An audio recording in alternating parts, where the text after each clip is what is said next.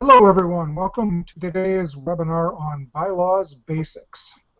I'm Stuart Reed, I'm the Executive Director at Food Co-op Initiative. We're proud to present this series of informational webinars for startup co-op organizers and their supporters. I understand we've probably got a few established co-ops joining us today as well, and we are glad to have you with us. Food Co-op Initiative is a nonprofit organization dedicated to providing support and resources to people organizing new food co-ops across the U.S. We've helped over 80 new co-ops open grocery stores, and we're currently working with over 120 more communities that are actively pursuing their own. We're here to help you get started down the right path and find the help you need along the way. So if you're just getting started, please give us a call, introduce yourselves, and learn more about our resources. You can find contact information or sign up for our mailing list on our website, which is foodcoopinitiative.coop. Our work is supported by grants from the USDA, National Cooperative Bank, National Co-op Grocers, Co-op Foundation, and the Blooming Prairie Foundation. And we're also supported by donations from co-ops and their members, people like you. So thanks to all of you. We couldn't do without you. So just a couple housekeeping tips here as we get started. The webinar will be recorded and will be available soon on our foodcoopinitiative.coop link and on our YouTube channel. So you can also find our library of previous webinars there on a wide range of topics. Our next webinar is coming up next month, and that will be on, I've forgotten the title. We'll show you that one in a little bit later. The Monadnock case study. Yeah, it's a case study from the Monadnock Food Co-op. Thank you. It's a cooperative effort here. If you have questions during this webinar, you can post them on our YouTube page. If you're logged in there, you can give it a try right now by saying hi and hello. We'll try to answer as many questions as we can at the end of the webinar. So be patient, and we'll get to those. And you can also send questions to info@fci.coop at any time during the presentation. Okay, our guests today are Leslie Watson and Thane Joyle. They're both consultants with the CDS Consulting Co-op, and they both specialize in working with boards of directors. And they're great folks. Welcome, and I'll let you take on. Great. Thanks, Thank Stuart. you very much.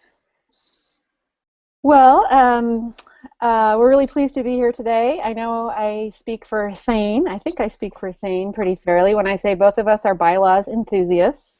It's work that we both do with co-ops and have a particular affinity and passion for. So we're really pleased to have a chance to tell you just a little bit about what we know and hopefully answer a few questions. Thane, you have anything else as an intro that you'd like to share? No, I was grateful you didn't say bylaw geeks. I would have owned geekdom. Well, yeah. Bylaws are cool. Aficionados, enthusiasts, advocates. Very nice. Great. Good. Well, let me just, maybe we'll go to the next slide, just tell you what we're going to talk about today in the next half hour or so. We're going to spend just a little bit of time actually talking about what bylaws are, and in particular how we distinguish them from the other formative document, Articles of Incorporation. And then we're going to run through just some tips for, at a big picture level, what it takes to draft really good bylaws and some of the things that you might want to keep in mind as you launch into the work. Followed immediately on the heels by a little discussion of the process for adopting bylaws, and that's going to look different depending on whether you're a startup or an existing co-op. So I'll spend just a minute or two talking about both situations. And then Thane is going to lead us through a tour of the sample set of bylaws that CDS Consulting Co-op has on its website and that we offer for any co-op interested in either updating or either a startup or a co-op interested in updating its bylaws. And so she'll walk you through that, along with a few final thoughts about things to keep in mind, and then we'll open it up to your questions.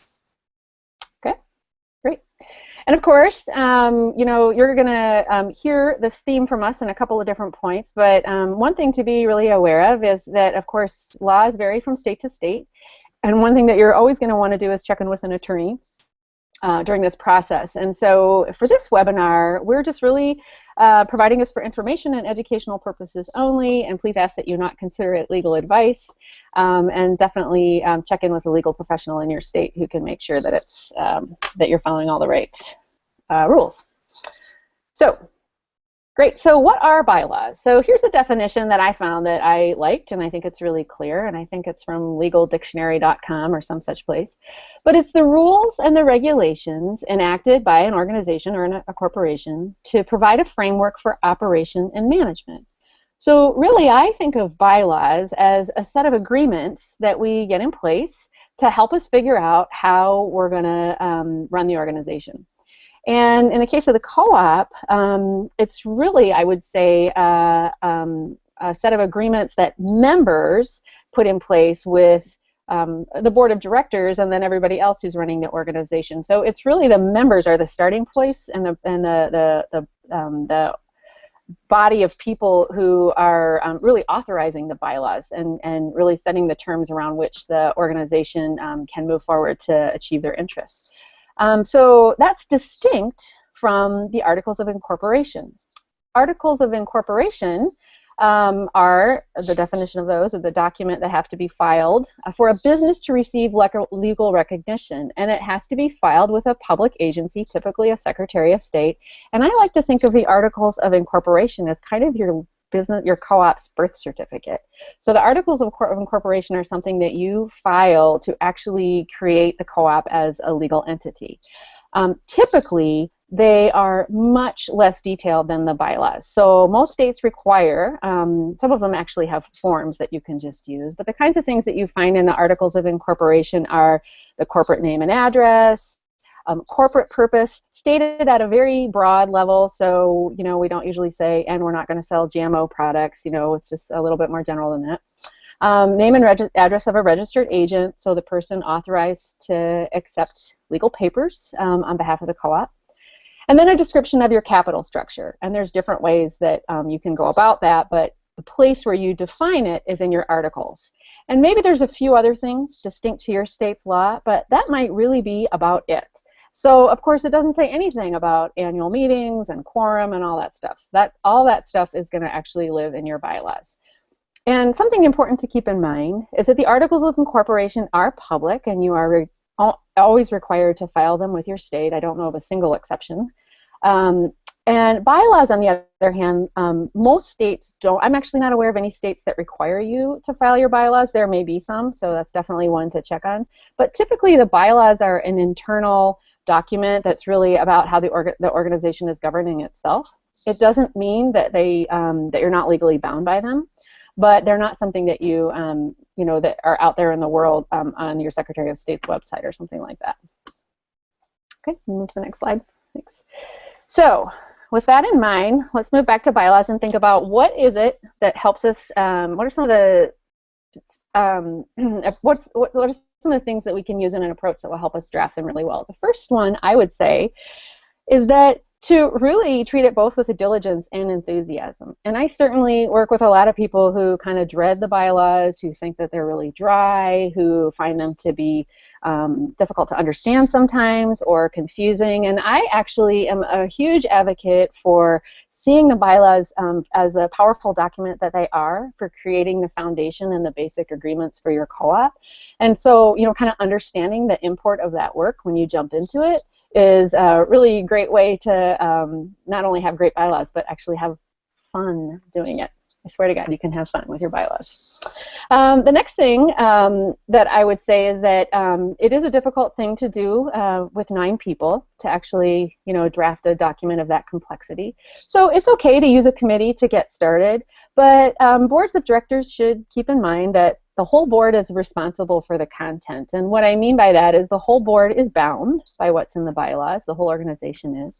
And at the point when the board brings it forward to the membership to approve, to adopt, to revise, the whole board should be recommending that as something that the board thinks is right for the membership to consider or to endorse. And so everybody should really understand what's in the bylaws. And I'll say for an existing co-op, whether you've been in business for 6 months or 60 years, anybody who serves on a board of directors should read their bylaws and have enough fluency in them to kind of know what they say. So, okay. So here's the thing. It's interesting, like if you actually go looking from state to state, you may find that in some states there might not even be an actual requirement that you have bylaws. You may be listed as something that's optional. Now, I don't know of a single co-op that doesn't adopt bylaws, because you actually do want to articulate and have some control over these important provisions. The thing to understand is that in your state co-op statute, at least in some states, there actually may be a series of default provisions that are essentially the bylaws that govern you if you don't adopt your own. And so it's really good to be familiar with those, both because if you don't speak to it, then that provision will govern. But the other thing that you want to be aware of is that state statutes are often drafted like you can, if the bylaws allow, you can do X, Y, and Z. So kind of knowing that you're being given an opening to do some things if you affirmatively choose to do so by drafting bylaws. And then also to be aware that there's some minimums that the state's going to set that you can't draft around with bylaws. So a great example is quorum. In my home state of Minnesota, our co-op statute says that the quorum is 10% of the membership up to 500 people, and after that it's 50. So it kind of set, like the bylaws can go higher, but you can never go below that. So you could never have bylaws that say, oh, just 5% of the people can, you know, act on behalf of the membership here in Minnesota anyway. The other thing I like to remind people is to actually, especially for an existing co-op, is to check your articles of incorporation, sometimes through messy drafting, sometimes just because of, for a lot of reasons, we can have some provisions in our articles that don't necessarily need to be in there, but if they are, that's fine. But what we don't want to have is duplication between the articles and the bylaws unnecessarily, especially because what can so often happen is folks will go in and fix it in the bylaws and forget to fix it in the articles. So be sure that anytime you're going to do anything with your bylaws that you're harmonizing it with your articles. Okay, so here's a big tip, and this is, I'm just happy to say this in great big red letters, just never copy and paste another co-op's bylaws.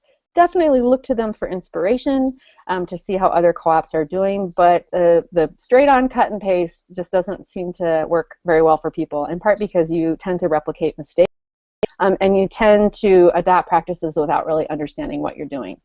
Instead, we recommend that you start with a solid template. We think that the CDS Consulting Co-op is a great start. There's also a template to be found in the primer for legal formation of co-ops, and that document is available on the FCI website, and the link is in the resources at the end of this presentation. So next, and this really actually is a very natural that flows very naturally from the previous point, which is that you really want to be intentional and very careful about creating your ownership structure, about your member rights, and about director responsibilities, among many other things. And those are three that I call out because they're kind of some of the most important and where we might see some variation among co-ops, but to really be sure that you're doing that work with a lot of intention and care, which is why the cut and paste just doesn't work. My final point is that, and you can click to the next point because here's what I really want to say. Yeah, let's just not do that. We really want to commit to having clear and comprehensible, precise language, but really kind of everyday business language was the tone that I would strive for.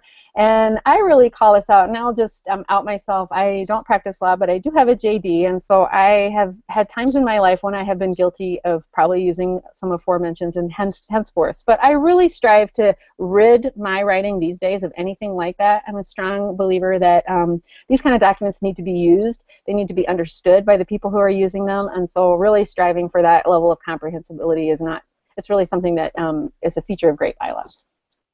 All right, so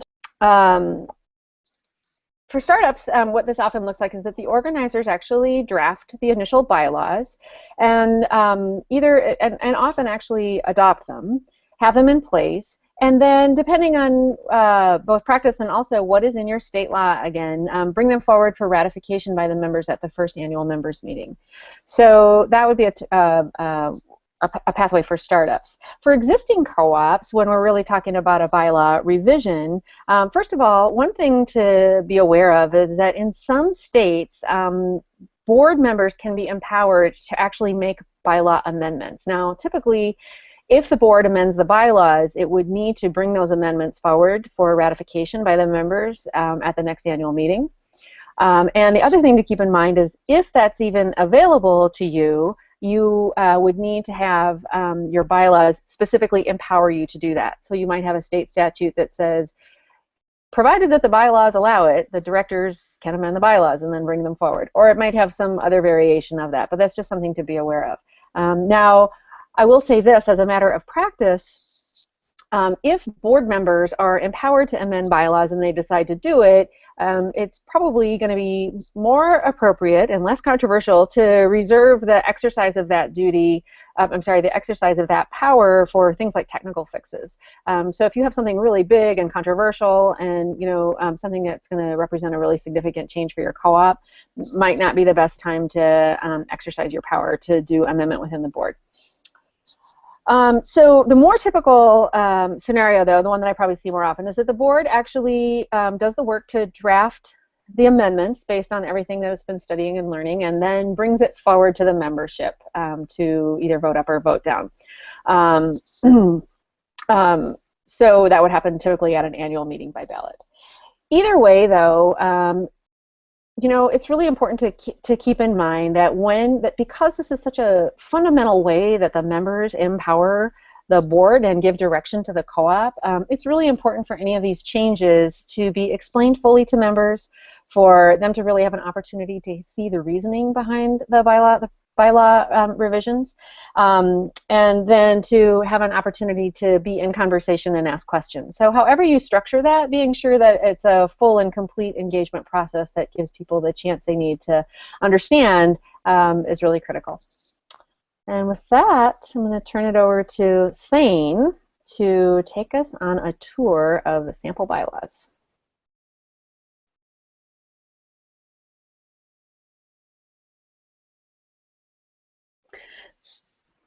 So there's a link to the CDSCC Fresh Start template at the end of these slides. And this is intended as a sample. So what we're going to do here is take a sightseeing tour of the words that are in the bylaw template so that you get a sense of the flow of a standard set of bylaws, and so that I can sensitize you to a few issues that commonly come up. So this Fresh Start template was drafted with an eye towards both brevity and clarity. And Leslie and I were privileged to work with our colleague Michael Healy, who is absolutely fierce about not using words if you don't need them. And so one of the things that's modeled in this sample is an economy of language that I think is worth modeling and adopting. The other thing that's modeled throughout this template is preservation of flexibility for your co-op as it grows. One of the things you can do with the words you choose is provide room for your own growth. So, for example, in this purpose statement, you'll see that it's a very broad purpose statement. Encompasses, any number of possible business enterprises or other outcomes that the co-op may seek to achieve. Boards that typically use a policy governance framework, for example, or some other method of articulating the purpose of their co-op will typically do that within board policy rather than in the bylaw document. What we're trying to draft is bylaws that will last for many, many years of your co-op. Next slide. First article is about membership, and as you'll see here in these simple sentences, again in the non-discrimination section, this template is again modeling using concise language that is it's inclusive rather than exclusive. So rather than have a language, with specific laundry list of things that would constitute, improper discrimination, this language is very broad, so that as we continue to evolve and mature as a society, this language will continue to protect the broadest inclusive participation in our cooperatives. The admission section keeps the requirements for admission very simple, contribution of equity, and points out that, as in the eligibility section, legal entities or corporate persons as well as natural persons can be members of the cooperative.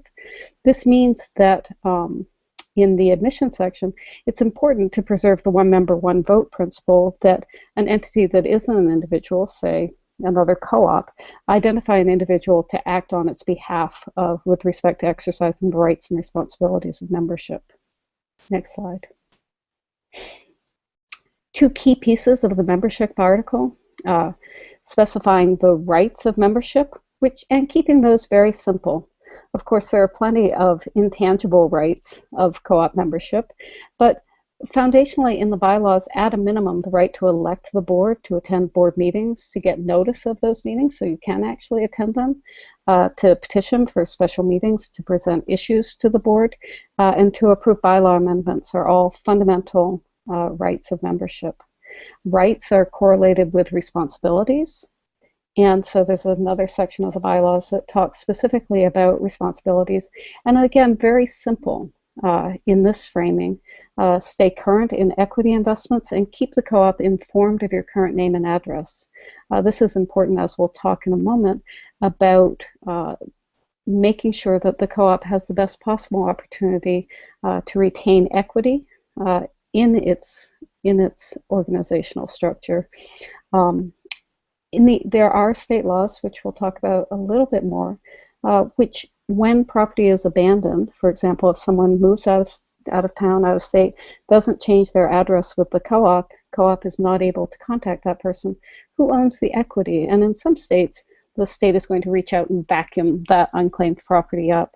But in many states, it's possible to include provisions in your bylaws, and we'll model some of those in a minute here, that will allow the co-op to retain that equity. At any rate, to avoid that mess, make sure your bylaws place a responsibility to keep address information up to date. Termination of membership is an unfortunate provision. It is one that we don't see typically. These are last resort provisions. It's important to include them, but as you're drafting it, keep in mind that what we see as co-ops use these very rarely.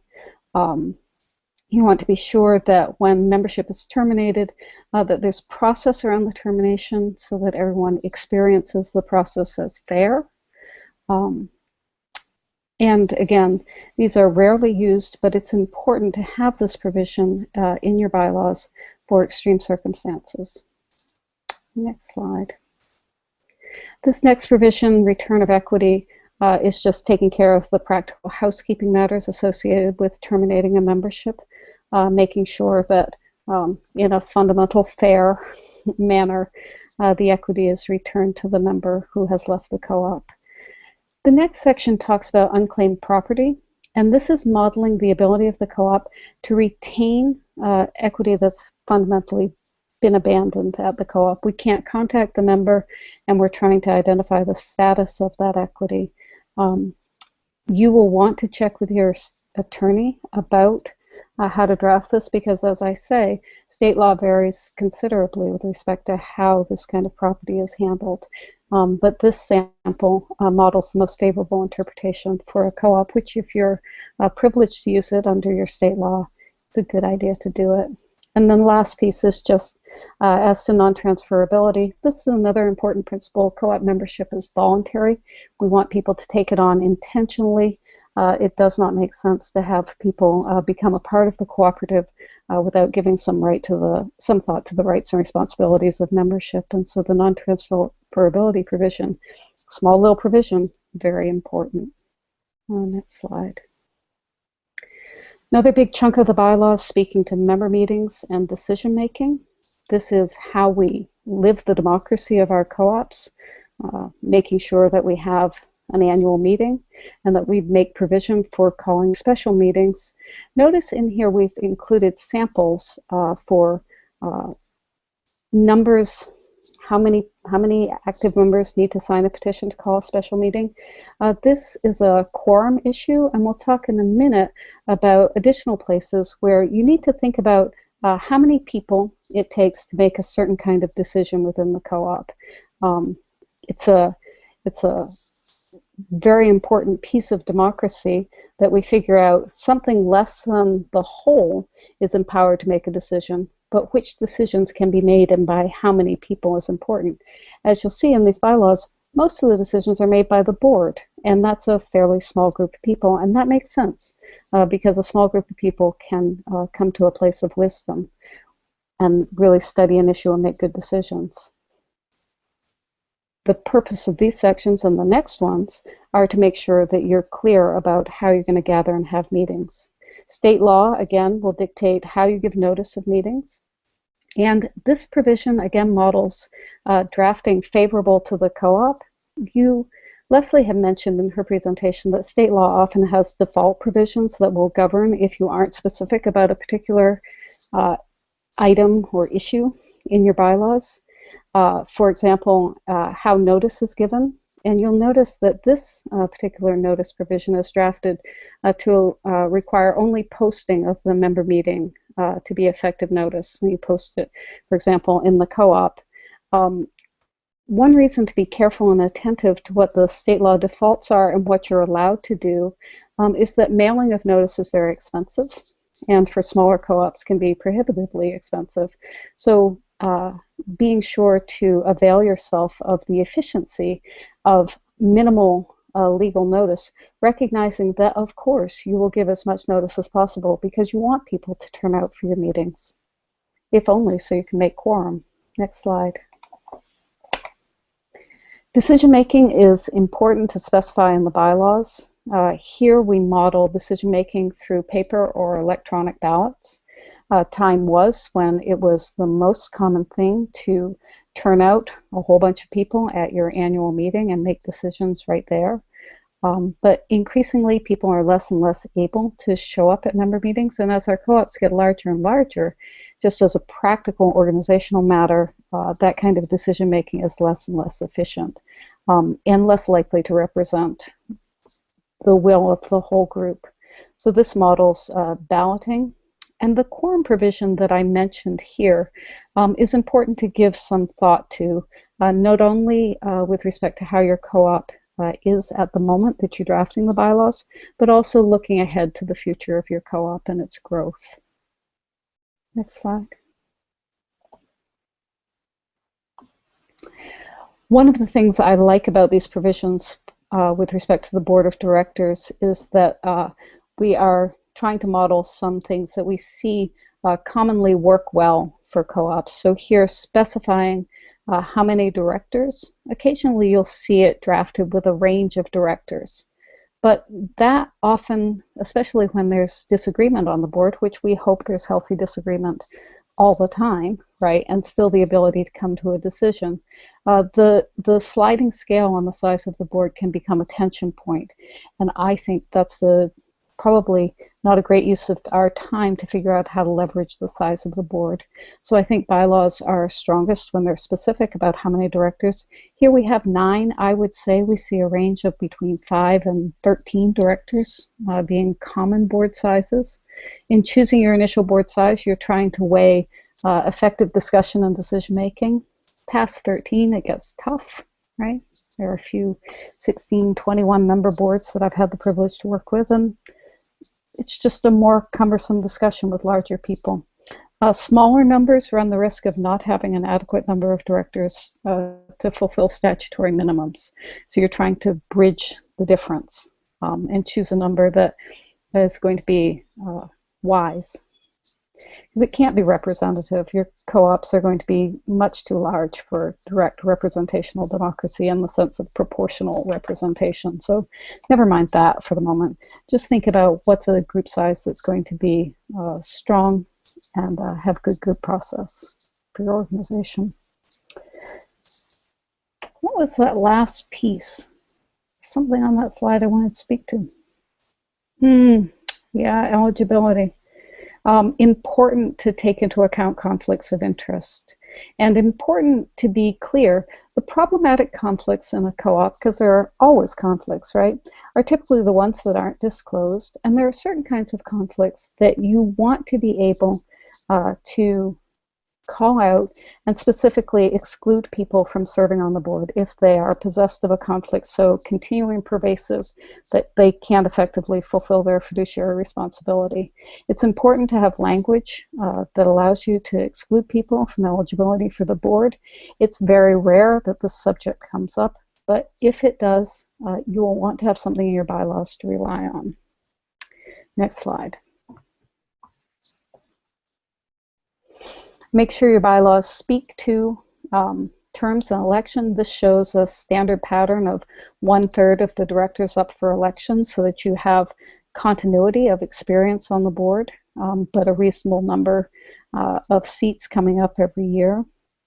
It's important to make sure the bylaws are specific about how vacancies are filled and what happens when a vacancy is filled. Does the appointed director just complete the term, right?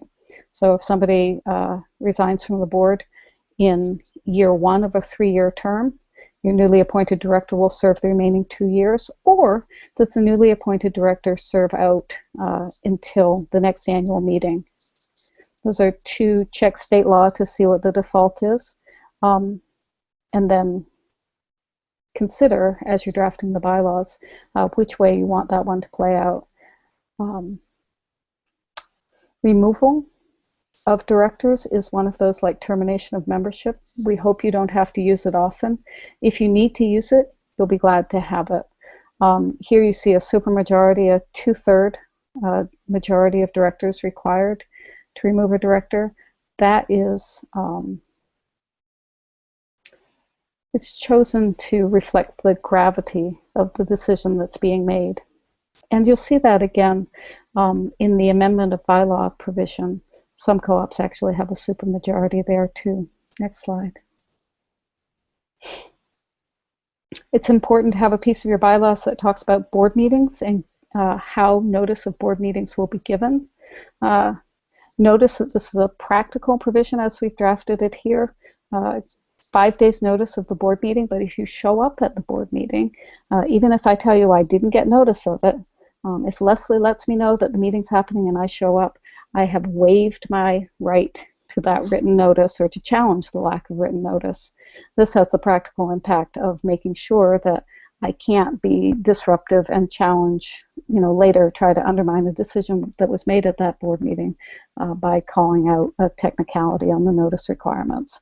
In other words, we're going to have agreements that prevent us from quibbling about things that don't matter. Constructive notice. The other thing that's here that's important is specificity about what constitutes executive session. In the rights of the members, we pointed out that one important member right is to attend board meetings. There are rare circumstances, however, when the board needs to go into executive session and excuse its members from a meeting, and when in fact the members would really prefer not to be in the room. That's because there are certain confidential or proprietary matters that the board of directors will discuss that it doesn't serve anyone to have members present for. So having specificity in your bylaws about that gives notice to members that that will happen from time to time. It normalizes them. And it also allows you to go and consider, should we go into executive session? It doesn't mean, because executive session can be abused, right? So you want your bylaws to prevent the board of directors from meeting in secret, basically. Next slide. Action without a meeting allows the board of directors to make a decision outside a meeting when exigent circumstances require it, or when there's just a routine decision that we didn't get to make. We were supposed to sign that application for the liquor license, and we didn't do it right at the meeting. Paperwork wasn't ready yet, but it comes in, and this allows you to take action by, for example, signing everybody. So notice that this is a different quantum for decision making. Here the quorum talks about decisions made in regular meeting being made by a majority of directors. in action without a meeting, everybody has to affirm the decision. So if you have something that not everyone can sign, what the bylaws here would provide is that you have to have a meeting so we can figure it out, and you have to give 5 days notice. So it's an elegant safeguard in here. You'll again, of course, want to check with state law and see what is allowed. Next slide. Here stating specifically that directors are under an obligation to disclose not just actual but also potential conflicts of interest and absent themselves from discussion of conflicts. It's very important to have these provisions as part of the bylaws. It is one of the things that demonstrates to prospective board members what is inherent in the fiduciary responsibility that they will be undertaking. And it also sends a message to those who would do business with the corporation that procedural safeguards are in place to prevent abuses. 410 is one of those examples of brevity. State law typically is clear about what officers are required. You can add additional detail in here, but there is a question about whether or not it adds to the readability and is actually tremendously meaningful to your co-op's members. Next slide. It's important to have a provision about indemnification. Check to see what state law provides for indemnification. Occasionally, it will be that indemnification for directors is only available if the bylaws have specified it. So this is a provision that's important to include and to harmonize with the statute you're incorporated under. Next slide. A couple pieces of financial language in the bylaws. Leslie mentioned earlier that it's important not to restate the capital provisions in your bylaws. You wouldn't want to either make an error in transcribing them into your bylaws, or worse, change them and then have them end up inconsistent with your articles of incorporation. However, language about patronage dividends is very important to include. First of all, so that you have been specific about the co-op's authority to allocate and distribute net profit to member owners from the business that's done with them. But also, this consent provision in 5.2 is required in order for the co-op to take advantage of the favorable tax treatment of the allocation of net profit and reduce its own tax liability. So when someone becomes a member of the co-op, by virtue of this provision in the bylaws and your requirement that they be willing to uphold the bylaws as co-op members, they have consented to accept the allocated patronage, which is, as I say, necessary for the co-op to have favorable tax treatment. Next slide.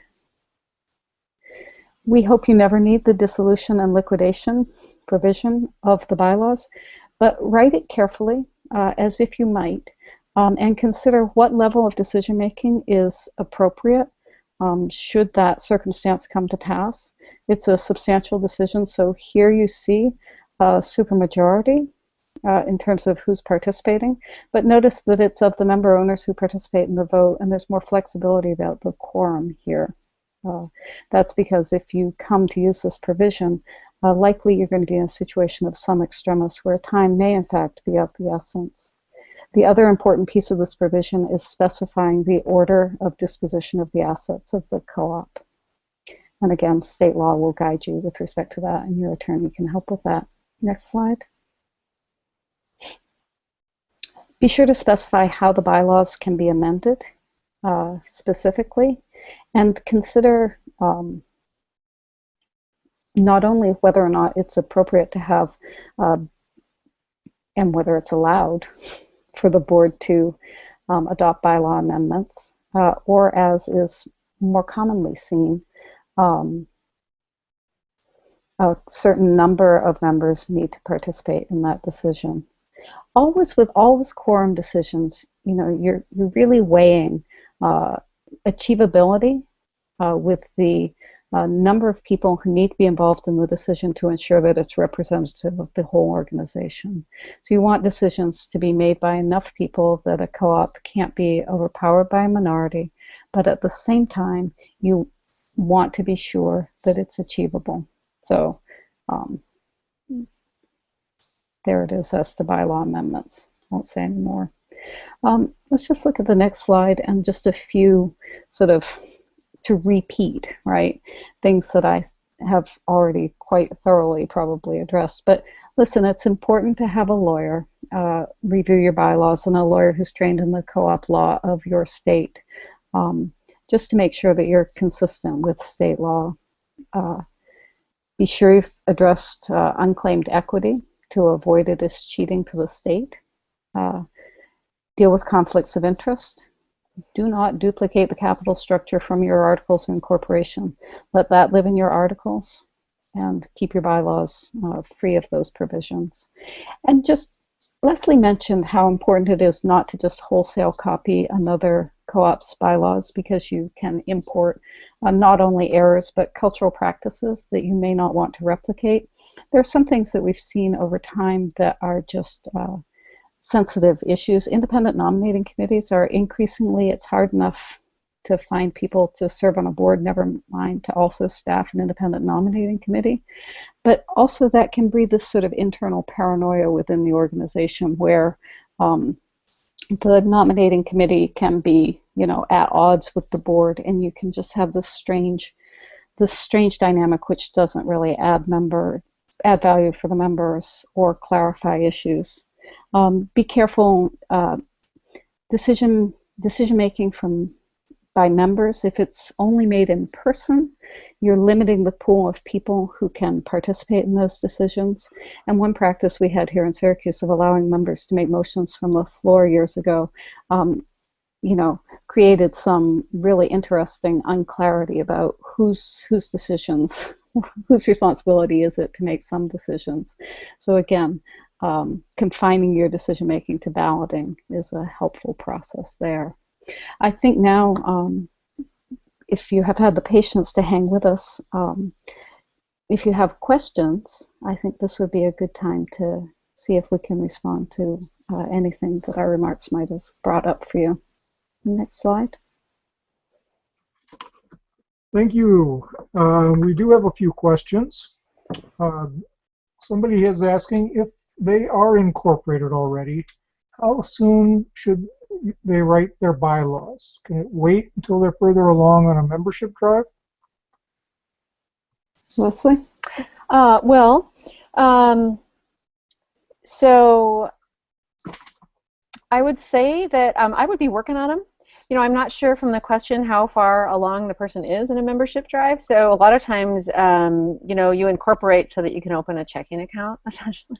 It's often the thing that motivates you to do that. And so if you're kind of still working on just trying to get the first 50 folks to demonstrate very initial back of the envelope interest and feasibility in the idea of starting a co-op, diving into bylaws may be a little bit premature, but it wouldn't be too much into stage one where I would really begin thinking about it, in part because understand that you really, you know,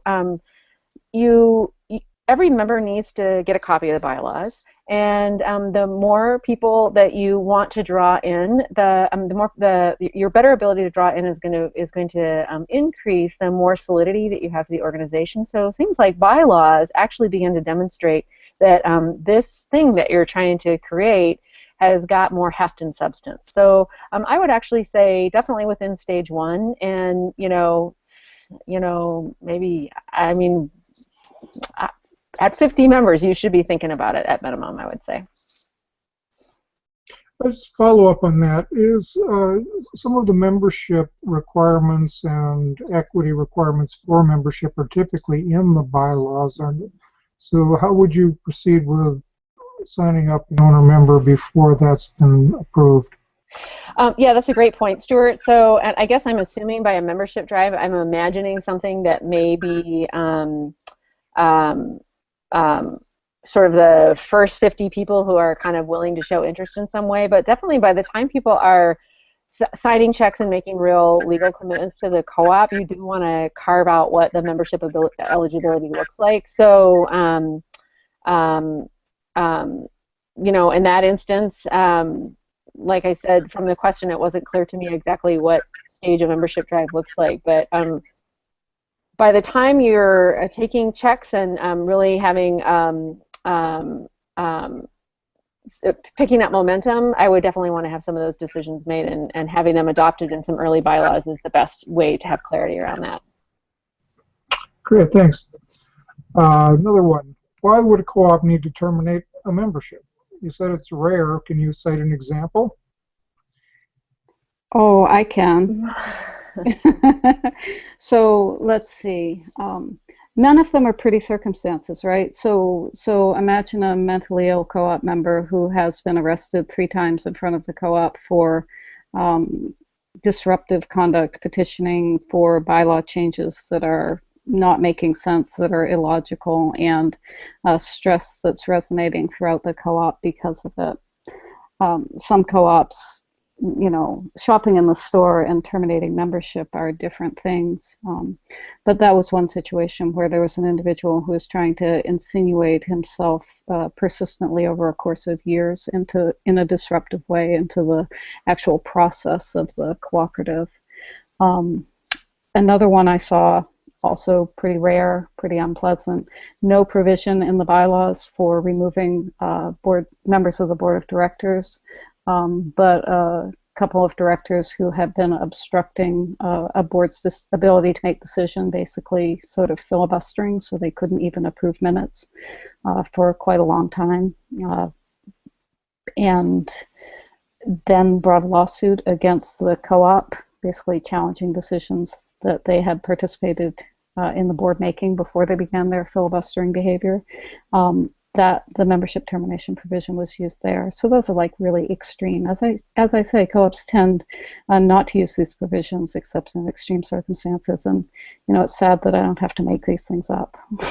I'd like to jump in on that just for a second, because if you look at the termination provision, there's also sort of less traumatic reasons why you want to have the power to terminate people, and that's when people move away, or don't use the co-op and they just kind of disappear. It's really nice to be able to terminate people for non-participation, just so you can clean up the books, deal with that equity, and not kind of have these membership roles that that you know have a lot of I don't want to say dead weight, but, you know, sort of inactive members on it. So that's, you know, you can see at the end it says failure to patronize the business for more than 3 years at the very end. So just to call out, it doesn't always have to be because people are, you know, doing things that are detrimental to the health of the co-op. That's right. And pointing out, too, that again, interplays with how the state handles unclaimed property. So you'll see drafting of that termination provision strategic around that decision. Some co-ops can't take advantage of that. Yeah. Can you give suggestions on when a board should decide to open up decision to the entire membership? Well, I mean, I think that Thane did a really good job in the membership rights of highlighting a fairly discrete and I would say narrow list of ways in which the members have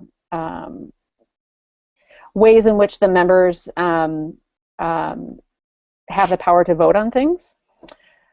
Ideally, we have members electing directors who are going to collectively and adequately represent the interests of the membership and having the co-op function in a healthy way, in a successful way. That having been said, I think in many ways, a little bit of an unanswered question, or maybe an interesting question, is, you know, when you have the ability for members to petition, to, you know, have a petition to do X, Y, or Z, you know, that kind of that special meeting petition, what power do the members really have to act in that meeting? You can find bylaws that will actually be very clear that there is a power to only be advisory. That's language that we've actually seen and worked with before. Members might petition to do stuff that's already on that list, like to remove a director. And so I'm dancing around a little bit, but I think that generally speaking, being very narrow in the kind of specific sorts of decisions about the co-op's operations that members actually vote on would be the preference, and that you would be able to be very clear in your delegation on the board of directors to do that. But whether or not there might be some exceptions, I'm going to actually defer to Thane, who probably has more experience with examples. So one way I've seen this talked about is sort of, figuring out who in the co-op has the most wisdom to make a particular kind of decision. So I think it's important for members to fully empower the board of directors, for example, with respect to that fiduciary responsibility. And I can't remember the politician from probably the 70s who was quoted, I don't vote the way my constituents want me to vote. I vote the way they would vote if they knew what I know. So by empowering the board of directors, one of the things we're doing is we're asking a bunch of people to take on as a trust responsibility the power to act on our behalf with respect to a whole host of fairly sophisticated decisions, whether it's should we borrow this money, hire this general manager. The decisions that the board can't make, typically it'll delegate to its general manager, and the decisions your general manager can't make will be delegated to staff and to management staff and so forth, right? So there's this process of looking for the place of most wisdom. And I do think that those broad questions, who should be on our board, is a place where members have the most wisdom. What should our bylaws say? I think the boards can give recommendations, but I think the wisdom about that resides primarily with the members, but very much with broad, big picture decisions, because as soon as we get into details, if my understanding of the retail grocery world amounts to anything, it's that there are thousands of details which interplay and affect our ability to be successful businesses, many of which most of us are not aware of. And I think one plaguing piece that I'll just call out is that it's not uncommon. I shop grocery stores 2 or 3 times a week, including my own home co-op. It looks real easy to run. It's pretty, how hard can it be? And yet it's actually really a highly sophisticated business. So, and increasingly so as the competitive landscape continues to evolve and more people want what we're selling. So, yeah, I see a pretty limited role for member decisions about specific issues just for that very reason, for the complexity. And let me just jump in really clearly on this startup question. One thing that I don't, and Stuart, you can jump in if you disagree with this, but so and the classic one for a startup is, should members vote on where the location is going to be? And the answer is emphatically no, because only the board is going to have the market study, is going to, kind of hopefully take the comprehensive perspective on weigh all the pros and cons. Whereas if you leave it to the members, like I know how I'd vote on the location that's closest to my house, so that's, kind of a really good example from the startup world where that comes up.